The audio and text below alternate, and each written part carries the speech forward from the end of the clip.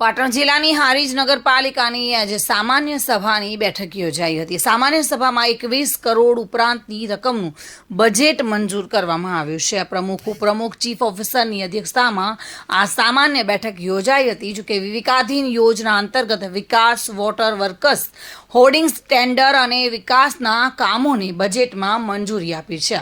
આગામી સમયમાં વિકાસલક્ષી કાર્યોને પણ પ્રાધાન્ય અપાશે તેવું જણાવવામાં આવ્યું હતું। જો કે મોટી સંખ્યામાં તમામ સભ્યો પણ ઉપસ્થિત રહ્યા હતા। પ્રમુખ ઉપપ્રમુખ ચીફ ઓફિસરની અધ્યક્ષતામાં સામાન્ય બેઠક યોજાઈ હતી, જેમાં તમામ નગરપાલિકાના સભ્યો ઉપસ્થિત રહ્યા હતા અને જેમાં 21 કરોડ ઉપરાંતની રકમનું બજેટ મંજૂર કરવામાં આવ્યું છે।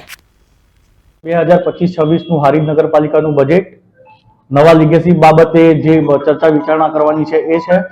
નવા વાર્ષિક ભાવ મંગાવવા બાબત, વિવેકાધીન 15%ના કામો, જાહેરાત અને હોર્ડિંગના ટેન્ડર કે એના ભાવ મંગાવવા બાબત અને એ ઉપરાંત આપણા હારીજ નગર માટે ટોટલ નવી સ્ટ્રોંગ વોટર લાઇનનો પ્રોજેક્ટ અને વોટર વર્ક્સના પ્રોજેક્ટના એજન્ડા લીધેલા છે।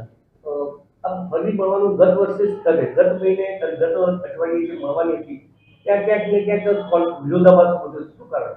એમાં એક જે કોર્પોરેટરના સગા હતા એમને અમારું 2 વાર અપમાન કર્યું હતું, અમારી સાથે ગાળાગાળી અને અભદ્ર વ્યવહાર કર્યો હતો, જેના કારણે પ્રમુખશ્રી અને ઉપપ્રમુખશ્રીએ ઠરાવ કરી અને સભા રદ રાખવી પડી હતી।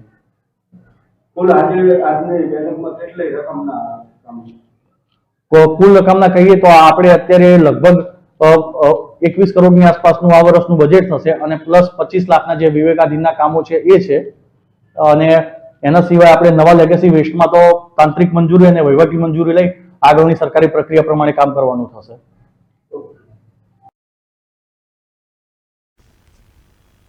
પ્રવીણ યોગી સાથે bureau report, today Gujarati news.